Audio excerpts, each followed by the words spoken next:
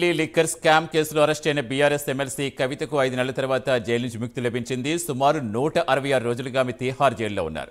తాజాగా సుప్రీంకోర్టు షరతులతో కూడిన బెయిల్ మంజూరు చేయడంతో జైలు నుంచి విడుదలయ్యారు. నిన్న ఢిల్లీ లిక్కర్ స్కామ్ కేసులో కవిత వచ్చిన ఆరోపణలతో ఈడీ, సీబీఐ నిందితురాలిగా ఆమె పేరు చేర్చాయి.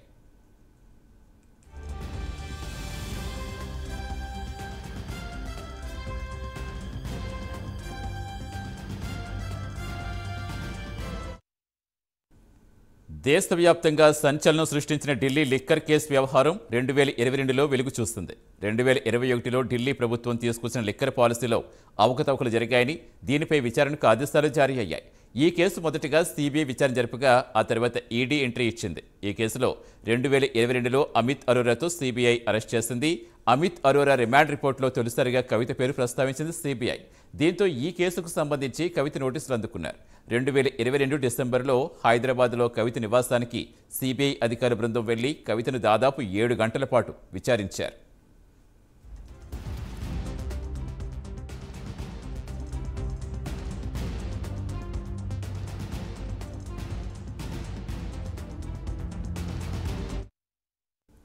ఆ తర్వాత కూడా ఈడీ నుంచి కవితకు నోటీసులు వెళ్లాయి. స్వయంగా ఢిల్లీలో ఈడీ ఆఫీసులో 2023 మార్చి 11న విచారణకు హాజరయ్యారు కవిత. ఈ కేసు విచారణ సాగుతుండగానే మరోవైపు సీబీఐ, ఈడీ మరోసారి కవితకు నోటీసులు ఇచ్చాయి. ఈ కేసులో సాక్షిగా ఉన్న కవితను నిందితురాలిగా కూడా పేర్కొంటూ 41 సిఆర్పీసీ కింద నోటీసులు ఇచ్చారు. కానీ కవిత సీబీఐ విచారణకు హాజరు కాలేదు. ఆఖరికి మార్చి 15, 2024న ఈడీ అధికారుల బృందం హైదరాబాద్లో బంజారా హిల్స్లో కవిత నివాసానికి చేరుకుని అదే రోజు సాయంత్రం కవితను అరెస్ట్ చేశారు.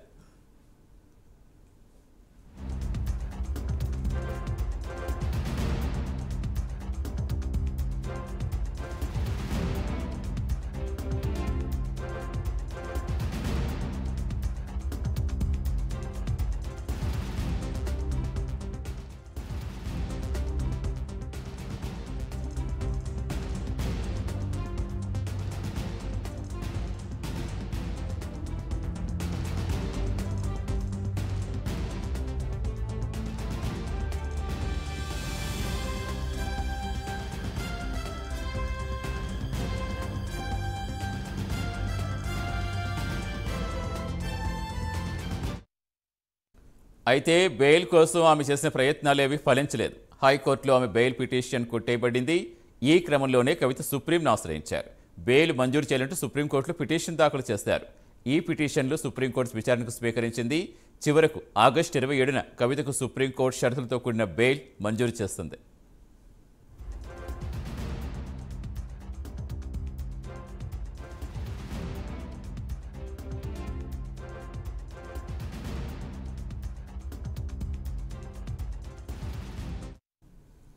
పూర్తి వివరాలు ఇచ్చేందుకు మా కరెస్పాండెంట్ చందు జరుగుతున్నారు. చందు, సో ఓవరాల్గా 166 రోజుల తర్వాత ఇంటికి చేరుకున్నారు కవిత.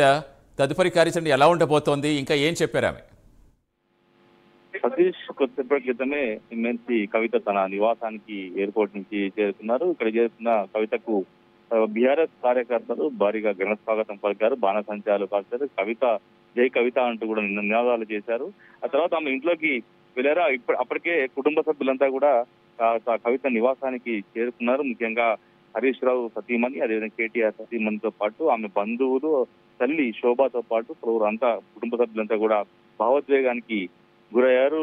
కవిత నివాసంలోకి ఎంటర్ అయిన కవితకు వాళ్ళంతా కూడా ఆలింగనం చేసుకున్నారు. వాళ్ళంతా కూడా ఆమె 166 రోజుల తర్వాత తిరిగి వచ్చినందుకు కూడా ఇక్కడ మొత్తం కూడా ఒక బాధతో వాళ్ళంతా కూడా తమ ఆనందాన్ని అయితే పంచుకున్న పరిస్థితి అయితే మనకు ఇక్కడ కనిపించింది. ముఖ్యంగా కవిత కార్యకర్తలకు అభివాదం చేసుకుంటూ లోపలికి కార్యకర్తలతో చాలాసేపు ఫోటోలు దిగారు, వారితో సంభాషించారు. ఆ తర్వాత మీడియాతో కూడా మాట్లాడారు. ఖచ్చితంగా న్యాయం తన వైపు ఉంది, ఖచ్చితంగా కడిగిన మళ్ళీ బయటికి వస్తాను, తనపై కుట్ర చేసిన వాళ్ళను వదిలిపెట్టే ప్రసక్తే లేదు అంటూ కూడా ఆమె మాట్లాడినటువంటి పరిస్థితి మనకు కనిపించింది.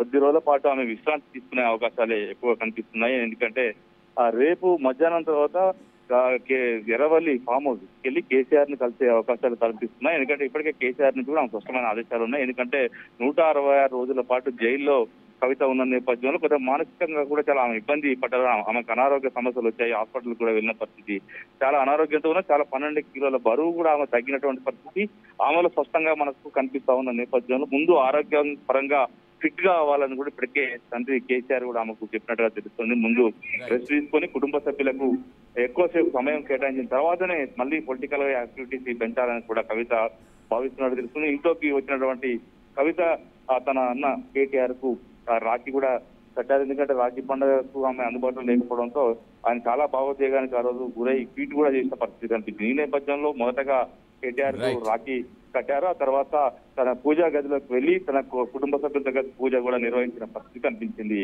Satish. Right, thank you Chandu.